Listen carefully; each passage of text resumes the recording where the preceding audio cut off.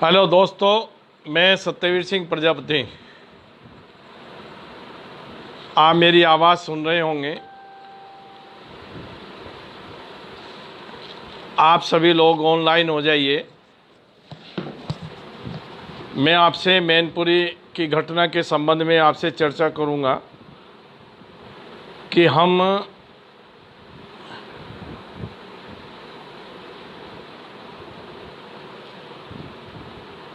किस प्रकार से मैनपुरी के उस पीड़ित परिवार को हम न्याय दिला सकें, उसी संबंध में हम सब लोगों को चर्चा करनी है।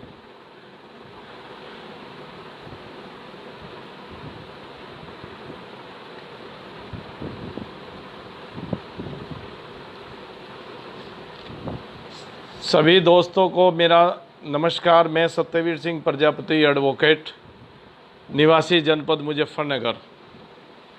मैं आपके सामने रूबरू होकर आप लोगों अपेक्षा करता हूं कि आप और हम मिलकर अपने समाज को, प्रजापति समाज को किस प्रकार से आगे ले जाएं। और आगे हम तभी ले जा सकते हैं जब हम उसके दुख और सुख में साथ खड़े हुए हैं। आज चर्चा हमें करनी है मैनपुरी की घटना को लेकर। जो भाई मेरे ऑनलाइन हैं, जो फेसबुक पर हैं, जो मैसेंजर पर चल रहे हैं, उन सभी को मेरा नमस्कार। किरण सिंह प्रजापति जी मेरे साथ जुड़ गए हैं, और किशन प्रजापति जी आपका धन्यवाद, धनपाल जी धन्यवाद, किरण सिंह जी आपकी नमस्कार, राम राम, नथुलाल जी आपका नमस्कार, राकेश प्रजापति जी आपका धन्यवाद, नमस्कार, मोहनलाल प्रजापति जी हमारे युवा नेता हैं, कर्मठ नेता हैं, नमस्कार। और धीरे धीरे आप सब लोग मेरे साथ में जुड़ रहे हैं। मैं मोहनलाल जी की नमस्कार स्वीकार करता हूं, और जुड़ चुके हैं और बहुत ही कर्मठ युवा नेता हैं, लगातार संघर्ष कर। आज एक मैंने आप सब लोगों को इस फेसबुक के माध्यम से, व्हाट्सएप के माध्यम से भी एक ज्ञापन टाइप कर, ये वाला ज्ञापन, मैं इस कैमरे को ये वाला ज्ञापन आप सब देखिएगा। ये ज्ञापन आपके फेसबुक, व्हाट्सएप पर आया है। आज मैंने भेजा था इसको कि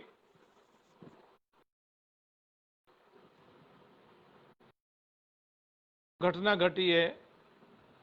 5 प्रजापति एक ही परिवार के, उनके ऊपर आग लगाकर उनकी हत्या कर दी गई है।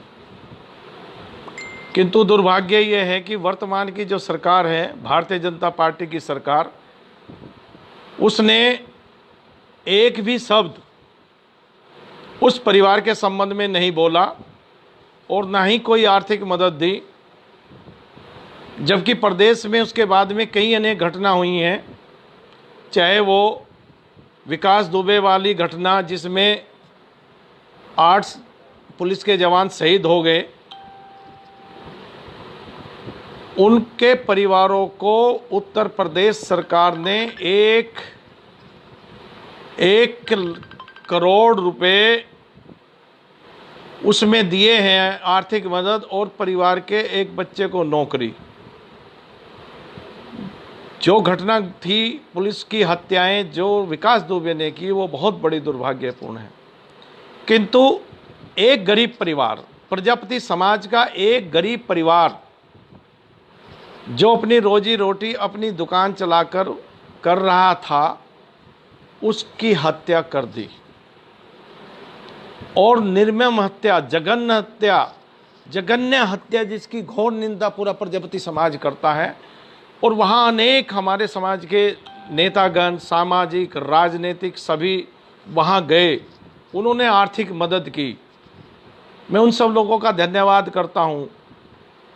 किंतु दुर्भाग्य ये है कि वर्तमान सरकार में बैठे हुए हमारे समाज के नुमाइंदे, वे अपनी सरकार पर और अपने मुख्यमंत्री पर कोई ऐसा दबाव नहीं डाल पाए जो डलना चाहिए था। अगर यूँ कहा जाए कि जब वोट लेने के लिए हम उनके दरवाजे पर जाते हैं, चाहे वो किसी भी पार्टी का नेता हो, जब वोट लेने जाता है तो वोट देने वाला ये अपेक्षा करता है उस नेता से कि समय आने पर मेरे और मेरे समाज की जो भी प्रॉब्लम है, उस प्रॉब्लम को ये मेरा वोट लेने वाला नेता मेरी समस्या का समाधान कराए। परंतु सरकार जिसकी सरकार होती है उस सरकार से मांगा जाता है। जो लोग अपेक्षा करते हैं कि विरोधी पार्टियों से मदद की मांग, अगर विरोधी पार्टी ने जो भी मदद कर दी है वो बहुत सराहनीय है, किंतु असली मदद और न्याय सरकार देती है। जैसे विकास दुबे द्वारा घटना की गई, पुलिस को मदद की, उसके परिवार को मदद की। एक गाजियाबाद में की हत्या हुई है, उसमें सरकार ने 10 लाख 24 घंटे के अंदर अंदर दे दिया और सरकारी नौकरी दे दी। क्या प्रजापति समाज इतना गया गुजरा समाज है?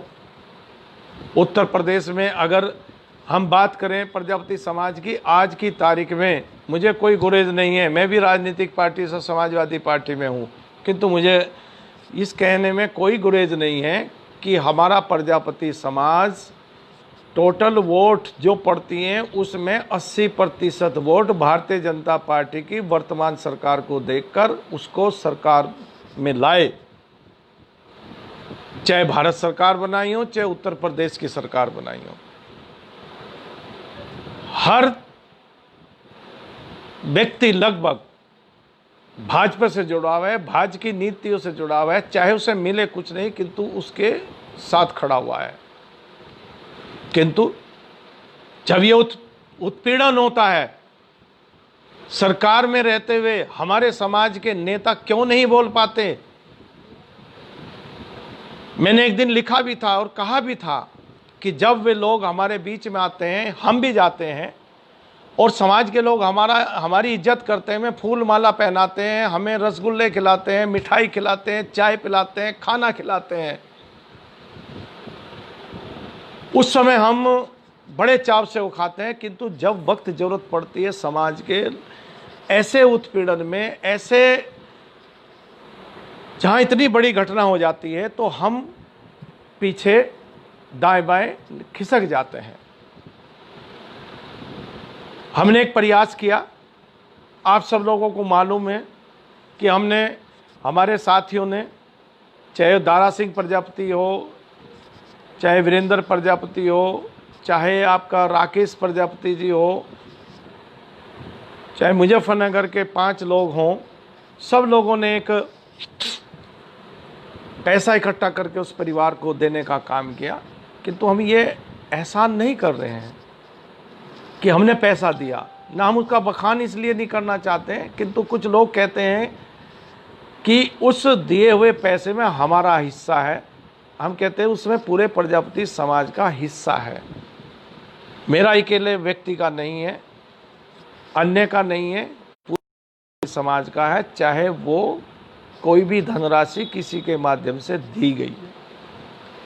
उस परिवार को जहां उसका सब कुछ तहस नहस हो गया, पिता को मार दिया गया, माता को मार दिया गया, बेटियों को मार दिया गया, एक बच्चे को मार दिया गया, आज वो परिवार, उस पर आरोप लगाए जा रहे हैं कि उसने एफिडेविट झूठा क्यों दिया, उसने एफिडेविट क्यों दिया।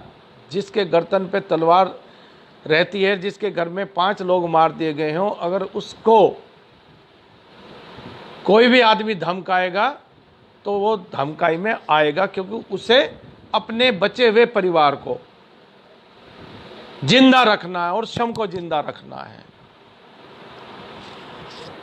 यहाँ सबसे बड़ी प्रॉब्लम कहाँ खड़ी हुई है कि जहाँ मैनपुरी की ये घटना है, मैनपुरी के लोग हमारे समाज के लोग क्यों नहीं बाहर निकल कर आए? उनको नहीं था। कुछ लोग कहते हैं कि 28 तारीख में उन्होंने एफिडेविट दिया।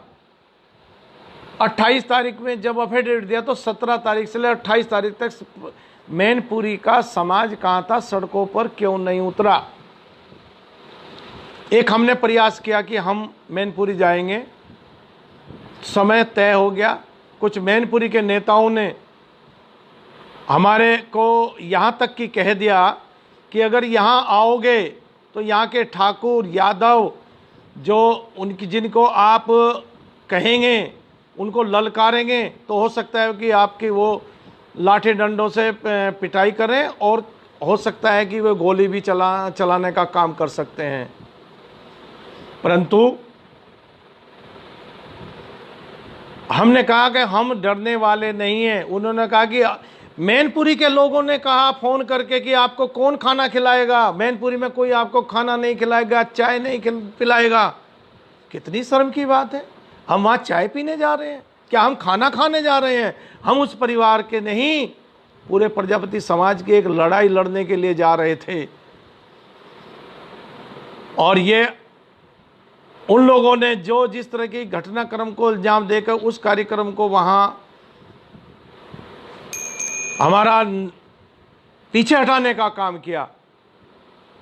मैं मैनपुरी के निवासियों से और पूरे प्रदेश के ही नहीं, पूरे हिंदुस्तान के प्रजापतियों से मैं अनुरोध और आशा करता हूं कि ये लड़ाई रुकनी नहीं चाहिए जब तक आप इस लड़ाई को उस अंजाम तक न पहुंचा दे कि उन परिवार को न्याय ना मिल जाए, तब तक इस लड़ाई को लड़ते रहें।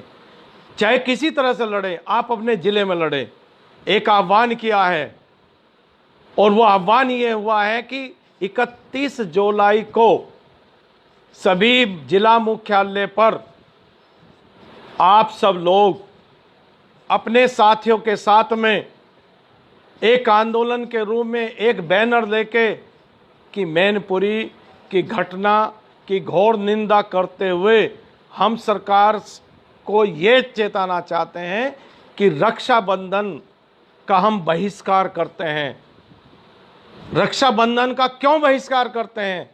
इसलिए बहिष्कार करते हैं कि उस परिवार में जो 5 हत्या हुई उसमें 3 बहनें थी। और बहनें आपको, चाहे वह बहन मैनपुरी की हो, चाहे वह बहन इटावा की हो, चाहे वो बहन मुजफ्फरनगर की, बदायूं की, हिंदुस्तान के किसी भी शहर और गांव की बहन है तो वो बहन है। और वो राखी जो भेजती है, उस राखी को जब आप हाथ में बंधवाते हैं तो आप उसकी रक्षा का कवच बनते हो। किंतु यहाँ ना सरकार कवच बनी उन बहनों की रक्षा के लिए और ना ही हम प्रजापति समाज के लोग कवच बन सके। इसलिए इस बार 3 अगस्त को जो रक्षाबंधन का पर्व आ रहा उसका हम सिरे से बहिष्कार करते हैं और उसी का ज्ञापन हम शुक्रवार 31 जुलाई को हम जिला मुख्यालय पर आप सब लोगों के माध्यम से वहां देंगे। और आप सब लोग जो भी मेरे साथ में लाइव हैं, देख रहे हैं और मुझे सुन रहे हैं कि ये कार्यक्रम इतनी तत्परता से होना चाहिए, इतनी निष्ठा से होना चाहिए कि आने वाले भविष्य में प्रजापति समाज के सामने आने वाली पीड़ा के लिए आप एकजुट हो जाएं। अगर आपने आज यहाँ इस मैनपुरी की घटना का सबक नहीं लिया और उसमें न्याय नहीं कराए, आपकी आने वाली नस्लें आपको माफ नहीं करेगी, हमें माफ नहीं करेगी। और जो लोग ये सोचते हैं, कहते हैं कि इतनी दूर से आने वाले लोग नेतृत्व करेंगे क्या, हम कहते हैं कि हमें नेतृत्व करने की जरूरत नहीं। आप नेतृत्व करें, आप कहिए कि यहाँ आइए, हम अपने दल बल के साथ में वहाँ पहुँचेंगे। हम कहते हैं कि आप हमारे मुजफ्फरनगर में आइए, हम आपका स्वागत करते हैं। एक आंदोलन आप कहिए कि हम करते हैं, हम आपके साथ में खड़े। आप हमें कहिए कि कितने लोग चाहिए, हम देंगे। आप कहिए कि हमें इस चीज़ की ज़रूरत है, हम देंगे। किंतु जहाँ जिस जिले में घटना घटी गई है उस जिले के लोग, हमारे समाज के लोग, वे साथ खड़े हों, हम उनके पीछे खड़े हैं। नेतृत्व वे करें, हम लोग आके उनका साहस बढ़ाएंगे। अगर सीने पे गोली खानी पड़ी तो हम वो भी खाएंगे, क्योंकि समाज के मामले में समाज ही काम आएगा। गैर समाज के लोग आपकी खिल्ली उड़ाएंगे, आपको कहेंगे कि आपने अपनी कौम के लिए क्या किया। 5 हत्याएं होगी तो आपने अपनी कौम के लिए क्या किया। हम इसीलिए नेता बनते हैं कि हम वोट मांगने के लिए आपको बहकाकर आपसे वोट लेने के लिए आएंगे। क्या वोट ही एक चीज रह गई हमारे पास में? क्या हम उस परिवार को या कहीं भी घटना को हम उस सिरे तक नहीं पहुंचाएंगे, उस मुकाम तक नहीं पहुंचाएंगे कि उसमें न्याय मिल सके, उसकी न्याय की लड़ाई न लड़ सके? बात करते हैं कि क्या नाम हमारा समाज ये है और हमारा समाज वो है, किंतु मैं पूछना चाहता हूं कि कितने लोग वहां से धरने पर बैठे हैं, कहते हैं कि वहां पुलिस मारेगी, कोरोना वायरस चल रहा है, धारा 144 से भी लग रही है और धारा 128 से भी लग रही है, उसमें चलान हो जाएगा। क्यों भाई? राजस्थान में आज 25 दिन हो गए धरना पे बैठे हुए, प्रजापति समाज की महिलाएं बैठी हैं और पुरुष बैठे हैं, उन्हें न्याय के लिए लड़ रहे हैं। रोजाना हर जिले में धरना प्रदर्शन हो रहे हैं और हम डर रहे हैं और हमें डराया जा रहा है और हमारे नेता ही हमें डरा रहे हैं कि वहां लट बजेगा, पुलिस अंदर कर देगी। क्या ये पीड़ा नहीं है आप लोगों की? क्या ये जमीर नहीं हम लोगों का कि हम लोग बाहर निकले? अगर वहां से डर लग रहा है तो जाइए, जो जिस जिले में है सभी लोग अपने जिले में अपने 50 लोग लेकर बैठ जाइएगा कि हम जब उठेंगे जब सरकार हमें वो देगी। अनेक तारीख तय कर लीजिएगा, सब लोग भेज दीजिएगा, सब तारीख लिख लिख के फेसबुक पे कि हम चलने को तैयार हैं मैनपुरी में। लोग नेतृत्व की बात करते हैं, आप आवाज दीजिए कि मैं नेतृत्व कर रहा हूं, सब आपके पीछे आ जाएंगे। उठिए, जागो, किंतु जागते हुए कौन उठाएगा? मैं मानता हूं कि वो गढ़ किसका है, किंतु वहां सामाजिक लड़ाई के लिए गढ़ की जरूरत नहीं है, ना गढ़ की चिंता है। समाज की लड़ाई समाज के लोग लड़ेंगे, समाज का उत्पीड़न है तो समाज के लोगों को आगे आना पड़ेगा। जब आप अनुसूचित जाति आरक्षण की लड़ाई लड़ते हो, क्या आपके साथ में भीड़ नहीं होती? क्या जब आप कहीं निकलते हैं किसी मुद्दे के लिए, आप अपनी पार्टी के लिए भी तो मुद्दों की लड़ाई लड़ते हो, उस समय आपको क्यों नहीं गिरफ्तार कर लेती पुलिस? रोजाना आप महंगाई के नाम पर, आप उत्पीड़न के नाम पर, आप छात्रों की फीस के नाम पर क्या रोज नहीं निकल रहे हो? क्या आप घर घर पर्चे लेकर नहीं जा रहे हो 10-10, 15-15 लोग? किंतु क्या डर है कि क्या नाम आप मैनपुरी में क्यों नहीं बैठ सकते? क्या नाम 10 लोग, 20 लोग, 50 लोग, 100 लोग क्यों नहीं बैठ सकते? सोशल डिस्टेंस रखिएगा, 1-1 मीटर की दूरी पर बैठ जाइएगा, अपनी बात शांतिपूर्वक कहिएगा कि हम यहाँ शांतिपूर्वक। पुलिस कहेगी कि हम आपको गिरफ्तार कर लेंगे, आप कह दीजिएगा लो हमने हथियार डाल दिए, आप हमें पुलिस के गिरफ्तार करके ले जाइए। क्या नुकसान है भाई? क्या रोज धरने प्रदर्शन नहीं हो रहे हैं? मैं पूछना चाहता हूं, क्या राकेश भाई आप हर तीसरे दिन चौथे दिन किसी ना किसी मुद्दे को लेकर करते हैं कि नहीं? अभी मेरे साथ में करमवीर गुज्जर जी नोएडा से, गौतम बुद्ध नगर से जुड़े हुए हैं, क्या उन्होंने कल धरना प्रदर्शन दिया? वहां से क्या कम से कम 500-600 लोग वहां से इकट्ठा थे। रोजाना गौतम बुद्ध नगर में बहुत बड़े बड़े आंदोलन चलते हैं। राकेश भाई बदायूं में हर तीसरे दिन वहां आंदोलन करते हैं किसी ना किसी मांग को लेकर, किसी ना किसी उत्पीड़न के लिए। किंतु पूरे हिंदुस्तान में इससे बड़ी घटना आज तक प्रजापति समाज में नहीं हुई दोस्तों, कि एक परिवार के 5 लोग मार दिए गए। किसने मारे ये विषय जांच का है, सीबीआई जांच होनी चाहिए। विषय यह है कि सरकार क्यों चुप बैठी है, विषय यह है कि सरकार ने आज तक 1 रुपया क्यों नहीं दिया। जिले के कलेक्टर के पास में फंड होता है और वो फंड तुरंत के तुरंत रिलीज कर देता है। वो हमने देखा है कि कलेक्टर के पास में अगर आपने एक फोन किया कि इतनी बड़ी घटना हो गई है, तो कलेक्टर के पास में वो फंड होता है कि वो उसमें मदद देता है। किंतु मदद इस सरकार में मैं अपेक्षा नहीं कर रहा हूं। मैं समाजवादी पार्टी में हूं। एक गोली प्रजापति समाज को शामली में मारी थी, विनोद प्रजापति जी को, उसकी हत्या करी थी। 7 लाख रुपए की सुपारी में 5 गोली मारी थी।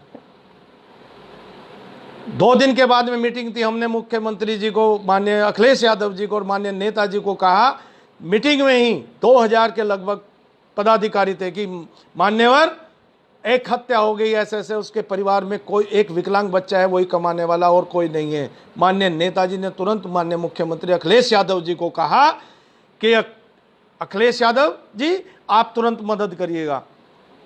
3 बजे मीटिंग खत्म हुई, 3:15 बजे मुख्यमंत्री कार्यालय से फोन आया कि प्रजापति जी तुरंत आइए, माननीय मुख्यमंत्री जी ने कुछ कहा हमें। सेक्रेटरी के पास गए, सेक्रेटरी ने तुरंत 5 लाख रुपए का आदेश जिला कलेक्टर शामली को भेज दिया। कई ऐसी घटनाएं हैं, किस किस का जिक्र करें, किंतु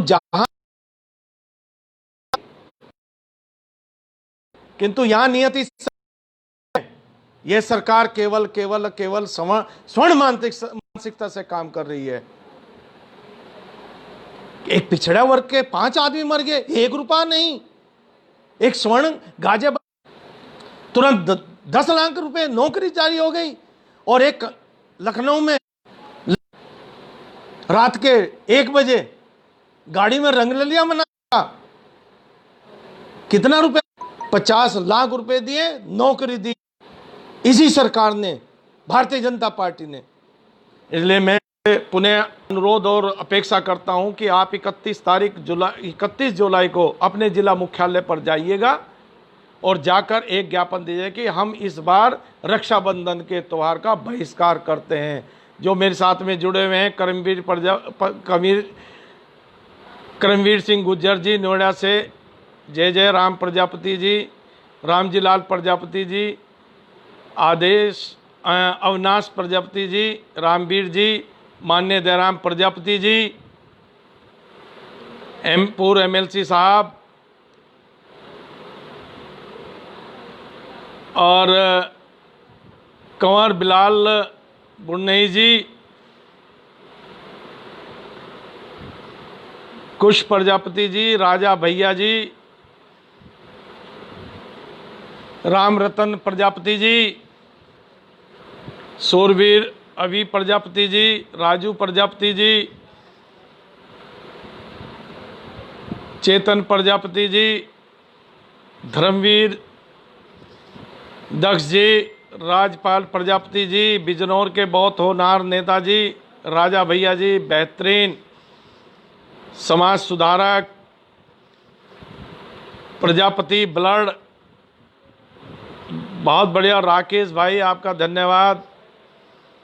ये सच है कि पिछड़ों और दलितों को कुछ नहीं मिलता, केवल सपोर्ट सरकार करती है। ओम प्रकाश प्रजापति जी धन्यवाद आपका, राजकुमार प्रजापति जी, भगत सिंह यादव जी छात्र नेता बहुत बहुत धन्यवाद। नोएडा से देव एडवोकेट धनेश चंद जी, मोहन प्रजापति बदायूं, नथु लाल जी, ओम प्रकाश प्रजापति जी, देव दक्ष जी, सत्यपाल प्रजापति जी, आप सब लोगों का धन्यवाद। राजू प्रजापति जी, सुभाष प्रजापति जी, अमित जी, करमवीर त्यागी जी बहुत बहुत धन्यवाद आपका। पंकज जी आपका बहुत बहुत धन्यवाद। राजू जी आपका धन्यवाद। महेश कुमार जी आपका धन्यवाद। आप सब लोग से पुनः मेरा आग्रह और निवेदन है कि मैनपुरी की घटना के लिए आप 31 जुलाई को जाकर आप एक ज्ञापन दे दें बहिष्कार के लिए, ज्ञापन का प्रारूप मैंने आप सभी भाइयों को भेज दिया है, फेसबुक के माध्यम से, व्हाट्सएप के माध्यम से, और व्यक्तिगत में फ़ोन कर रहा हूं।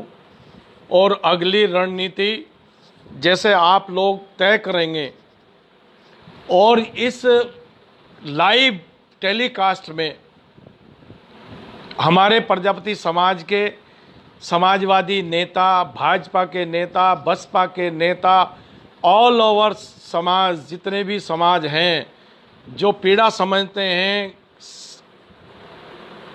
वे सभी साथ में खड़े होइएगा।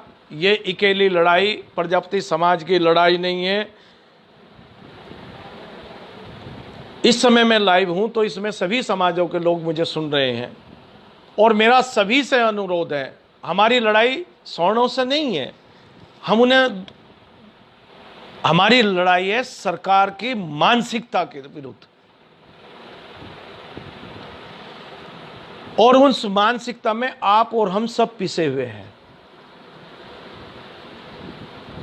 समाज में का ढांचा एक ऐसा ढांचा होता है कि सभी जाति, धर्म, वर्ग को बनाकर ये समाज बनता है और सरकार भी उसी तरह से बनती है। हर समाज उसको वोट देता है, किंतु सरकार जब पक्षपात करती है जातिवाद पर, धर्मवाद पर, समस्या यहां खड़ी होती है। इस सरकार ने सीधा सीधा सा सारा लाभ स्वर्ण को देना शुरू कर दिया। जो मोस्ट बैकवर्ड 54% मोस्ट बैकवर्ड का लाभ, अगर हम संविधान के दायरे में भी बात करें तो संविधान का दायरा यह कहता है कि 49.50% SC, ST और OBC का रिजर्वेशन है। और जो हमारा टॉप का बच्चा अगर वो टॉप कर गया तो उससे पहले मेन सूची में रखा जाएगा। किंतु यहां मानसिकता ये कर दी कि नहीं, वो अपनी ही कैटेगरी में, अपने ही रिजर्वेशन के उसमें ही उसको लाभ मिलेगा। और संविधान को खारिज करते हुए उसको नियम को, कानून को बदलते हुए 10% का जो अतिरिक्त लाभ दिया, मतलब संविधान की वो मूल परिभाषा ही खत्म करती जा रही है यह सरकार। और तो और आपकी क्रीमी लेयर को पे भी कुटाराघात कर दिया। उसमें भी आपको अब कोई लाभ नहीं मिलेगा। जो स्थिति पैदा कर रही है सरकार, जब पिछड़ा वर्ग आयोग बना हुआ है, राष्ट्र का पिछड़ा वर्ग आयोग बनाया है, तो एक स्वर्ण को क्रीमी लेयर के लिए एक अलग से आयोग गठित किया और उससे रिपोर्ट ली। क्या मतलब हो गया? क्रीमी लेयर बननी तय होनी है बैकवर्ड की, और आयोग का चेयरमैन बनाया स्वर्ण को। वो हमारे लाभ की कहां बात करेगा? और हे पिछड़े वर्ग के समाज के लोगों जो मेरी बात सुन रहे हैं, यदि आप अब नहीं जागे तो कभी नहीं जाग सकोगे। और मेरा प्रजापति समाज के सभी भाइयों से निवेदन है कि मैनपुरी की घटना को लेकर आप सब लोग खड़े हो जाइएगा। अपने अपने जिलों में 31 तारीख को आप ज्ञापन दीजिएगा और करिए बहिष्कार रक्षाबंधन का। जब रक्षाबंधन का आप बहिष्कार कर देंगे तो संभवतः सरकार को एक संदेश जाएगा कि हाँ, वास्तव में प्रजापति समाज इस बार रक्षाबंधन इसलिए नहीं कर रहा कि मैनपुरी में उन बेटियों को न्याय नहीं मिल पाया जो बेटियां जलाकर मार दी गई। उस छोटे से बच्चे का क्या दोष था, 2 साल के का, जिसकी हत्या कर दी गई जलाकर, और फिर भी न्याय नहीं मिल रहा। हम खड़े हैं समाज के लिए, हम व्यक्ति विशेष के लिए नहीं है कि कल ये घटना मुजफ्फरनगर भी हो सकती है, आपकी बलिया में भी हो सकती है, आपके हिंदुस्तान के किसी भी कोने में हो सकती है। अगर आज हमने आवाज नहीं उठाई तो समाज को कहीं भी कोई भी राजनीतिक पार्टी इसलिए नहीं खड़ा, अपने साथ में खड़ा नहीं होने देगी कि सबसे मुर्दा कौम है कि जो 5 हत्याओं पर भी नहीं खड़ी हो पाई। कोई लाभ नहीं देने का आपको, कोई सरकार नहीं सुनेगी, क्योंकि जब आपने एक उदाहरण आज पेश कर दिया अपनी कमजोरी का, तो वो आगे तक जाएगा, ये इतिहास बनेगा और इतिहास की किताबों में लिखा जाएगा कि 5 हत्याएं हो गई, किंतु मैनपुरी में कोई भी व्यक्ति समाज का वहां आंदोलन के लिए वहां नहीं बैठा। यह इतिहास लिखा जाएगा, काले अक्षरों में इतिहास लिखा जाएगा।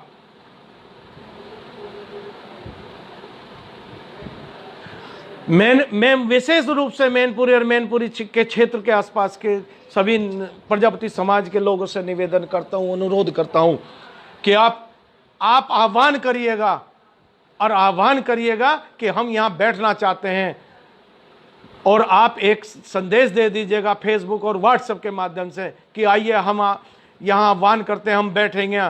तो निश्चित रूप से पूरा प्रजापति समाज, पूरे प्रदेश का प्रजापति समाज कि साथ साथ में वो पिछड़े वर्ग का समाज, साथ साथ में वो सभी समाज जो प्रजापति समाज के साथ में खड़े हुए हैं, उसके दुख में खड़े हुए हैं, वो सब आपके साथ में वहाँ खड़े हो जाएंगे। और हम भी चाहे 500 किलोमीटर दूर, चाहे वो सहारनपुर हो, चाहे वो बलिया हो, चाहे वो बांदा हो, चाहे वो शामली हो, आपका आगरा हो, दिल्ली हो, जहाँ तक भी हमारा समाज और हमारी साथ में जुड़ा हुआ गरीब समाज और हमारे शुभचिंतक, वे सब लोग वहाँ आकर खड़े हो जाएंगे।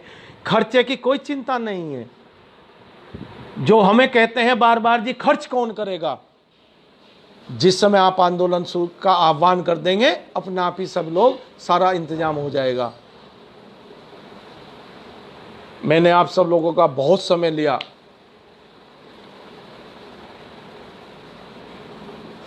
ना मैं आपको ललकारने की बात नहीं चाहता हूं, मैं माफी चाहता हूं कि कोई कड़वा शब्द मेरे मुंह से निकला हो। मेरी बात को आप सब लोग सुन रहे हैं, पीड़ा सबकी है। यह घटना आपके घर में भी हो सकती है। यह घटना मेरे घर में हुई। मेरे भट्टे पर मेरे भाई को, मेरे ताऊ जी के लड़कों को 5 गोली मारी थी, मेरे भाई को, और जिसने मारी थी वो बहुत बड़े लोग थे, उनके घर में सांसद हैं। वो हमारे सामने भी पीड़ा आई थी। ये सन 1998 की घटना है, किंतु आप सब लोगों की दुआ से वो बच गया था। हमें पीड़ा पता है किस तरह से हम कंधे पे लेकर उसको 2 किलोमीटर दूर तक दौड़े गए जब गाड़ी मिली। 25 किलोमीटर गांव पड़ता है हमारा दूर। सुबह 7 बजे ही भट्टे पे गोली मार दी गई थी। उस पीड़ा का पता है। हमें भी कहा गया था कि जिन्होंने गोली मारी, अगर आप उनके विरुद्ध लड़े या खड़े हुए तो वो तुम्हारे भी परिवार को कर दें, किंतु वो परिवार, उसके बड़े भाई सभी आए कि गलती हुई है, जो सजा देना चाहो दे दें, जितना पैसा चाहिए इतना पैसा हम खर्च कर देंगे। हमारे ताऊ जी ने कहा 1 पैसा नहीं चाहिए आपका। जैसा मैं गरीब आदमी हूं, मैं उसी तरह से इलाज करा दूं। वो भी बर्तन बनाने वाला बनाते थे, भट्टे पर मजदूरी करते थे, निहात गरीब थे, किंतु उनका ज़मीर ये देखिए कि उन्हें, उस परिवार को जो करोड़पति था, अरबपति था और हर तरह का था, अगर मैं नाम ले दूं तो संभवतः आप सब लोग जान जाएंगे। आज हिंदुस्तान की राजनीति में अब वो, उनका भाई सांसद है, मंत्री है।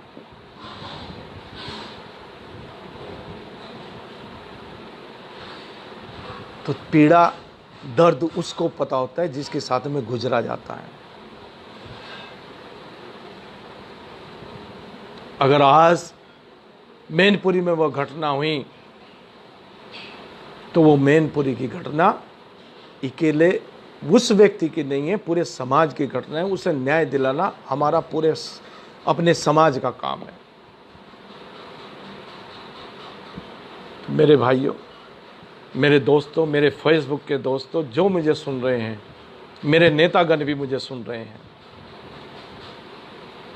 मैं सभी से अनुरोध और आग्रह करता हूं कि आप निकलिए।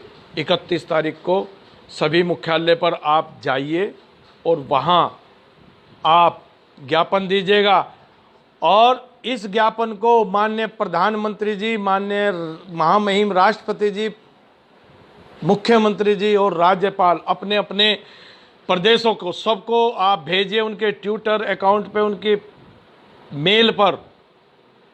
और जिस समय आप ज्ञापन दें, मीडिया से बात करते हुए और ज्ञापन देते हुए आप अपनी फेसबुक पे सब लाइव करिए, जिससे कि पता चले पूरे हिंदुस्तान को, सरकार को, नेताओं को, सरकार में बैठे नुमाइंदे को और सरकार में बैठे वे कमजोर प्रजापति समाज के नेता जो कुर्सियों पर बैठे हुए हैं, उन लोगों को भी पता चले कि तुम्हारे अलावा भी इस प्रजापति समाज में जिंदा कौम रहती है कि जो लड़ाई लड़ सकती है।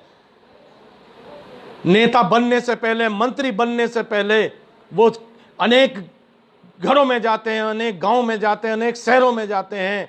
उस समय क्यों वे वहां उस घर में बैठ के चाय पीते हैं, मलाई चाटते हैं, रसगुल्ले क्यों खाते हैं?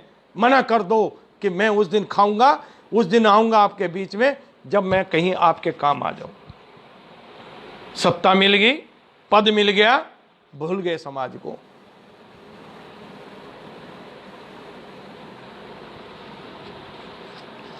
और जिन लोगों को शिकायत करनी है, शिकायत शौक से करें। समाज का काम समाज के झंडे के नीचे चलेगा, राजनीति का काम राजनीति के झंडे से चलेगा। ये तय कर लो कि आपको अगर राजनीति का झंडा उठाना है तो राजनीति के हिसाब से अपने नेता से बात करिएगा। अगर आपको समाज का झंडा लेकर ये आंदोलन करना है तो आप स्वतंत्र हैं, अपने समाज की पीड़ा को कहीं भी बैठकर, कहीं भी किसी भी तरह से शांतिपूर्वक। इस कोरोना वायरस का हमें भय दिखाया जाता है, क्या कोरोना वायरस का हम गरीब लोगों को ही भय दिखाया जा रहा है? रोजाना धरने प्रदर्शन हो रहे हैं। तो पुनः मैं आप सब लोगों को गुड नाइट करते हुए, शुभ रात्रि करते हुए, इस निवेदन और अनुरोध के साथ में कि 3 तारीख को आप पूर्ण रूप से बहिष्कार रक्षाबंधन का और 31 जुलाई को आप सब लोग ज्ञापन देंगे विरोध का, उस परिवार को न्याय दिलाने के लिए कि हम बहिष्कार कर रहे हैं और इनको न्याय है। 1 करोड़ रुपए की आर्थिक मदद परिवार को, एक बच्चे का बचा हुआ एकमात्र लड़का मोहित, उसको नौकरी, और जिन अपराधियों ने से धमकी देकर जो एफिडेविट तैयार कराकर सबमिट किए हैं, उन अपराधियों के खिलाफ मुकदमा दर्ज करके उन्हें जेल भेजा जाए और जो मुख्य अपराधी है उनको जेल भेजा जाए और इसकी सीबीआई जांच हो। इस मांग पत्र में सीबीआई जांच की एक बिंदु रह गया, उसको भी आप लिख लेना कि सीबीआई जांच की जाए। धन्यवाद। माननीय मंत्री जी दयाराम प्रजापति जी, आपको भी बहुत बहुत धन्यवाद कि आपने मुझे सुना, राकेश भाई ने भी सुना और ओम प्रकाश भाई जी ने भी मुझे सुना, राजा भैया जी ने, सत्यपाल जी ने, सभी, दीपक गोला जी ने, रविंदर दक्ष जी, आप सब लोगों को धन्यवाद। मनोज भाई बहुत बहुत धन्यवाद। अंकित भाई बहुत बहुत धन्यवाद। दयाराम जी, जयपुरिया जी, प्रजापति जी बहुत बहुत धन्यवाद आपका।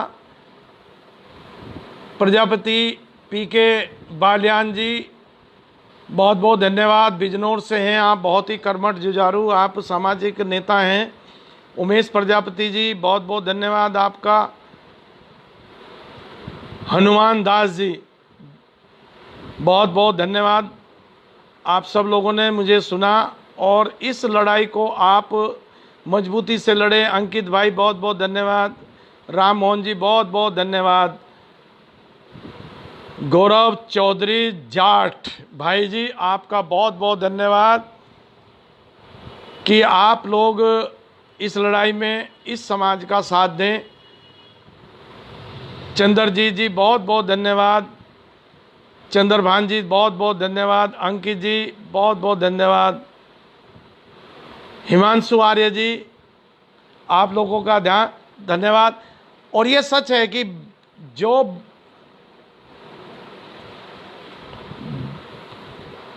जो भाई राकेश भाई ने कहा कि जो भाई बहिष्कार ना कर सके वो अपनी बाजू पर काली पट्टी बांध दे। और सच ये है कि इस कोरोना वायरस ने सब चीज का बहिष्कार कर रखा है। ये तो आप पे एक प्लस पॉइंट भी है, बहनें भी आजकल वो घर नहीं आएंगी, भाई भी ज्यादा किसी के घर नहीं जाएंगे, वो भी क्या नाम राखी पोस्ट ऑफिस से भेज देगी कि भैया कोरोना वायरस चल रहा है। तो इसलिए आपका केवल एक सहारा देना है और सरकार को चेताना है। और सरकार को चेताने का मतलब आपका संदेश सरकार तक जाना चाहिए। और आज मेरी माननीय हाई कोर्ट के एडवोकेट और माननीय सुप्रीम कोर्ट के एडवोकेट से भी बात हो गई है। एक इसमें हम सब मिलके PIL भी डलवा रहे हैं, उनसे वार्ता हो गई। और जो एक दो डॉक्यूमेंट की कमी हुई है हम माननीय मंत्री जी को और जो भी उस परिवार से संबंध नज़दीकी में वो पेपर हमें मुहैया करा सकते हैं, तो केवल वे 2 पेपर हमें चाहिए हैं। तो वे 2 पेपर मिल जाए तो सोमवार में PIL की हाई कोर्ट और सुप्रीम कोर्ट में एक रिट डल जाएगी, उसकी रूपरेखा तैयार हो गई है। तो आप सब लोग 31 को आप अपने जिलाधिकारी महोदय या तहसील में जाकर आप ज्ञापन दीजिएगा। और अपना उस ज्ञापन देते समय जो आप वहाँ बात कर रहे हैं उसको लाइव फेसबुक, व्हाट्सएप, ट्विटर सभी पे आप शेयर करिएगा, जिससे कि सरकार को चाहिए। और विशेष रूप से ये ज्ञापन है, ये ज्ञापन मुख्यमंत्री कार्यालय के मेल पर, ट्विटर पर, ऐसे ही माननीय प्रधानमंत्री जी, महामहिम राष्ट्रपति जी और राज्यपाल जी के पे जाना चाहिए। और साथ साथ में चारों ज्ञापन बाई पोस्ट भी आप भेजिए। धन्यवाद, बहुत बहुत धन्यवाद। शुभ रात्रि, धन्यवाद, नमस्कार, जय हिंद, जय प्रजापति, जय सर्व समाज, जय पिछड़ा समाज, नमस्कार।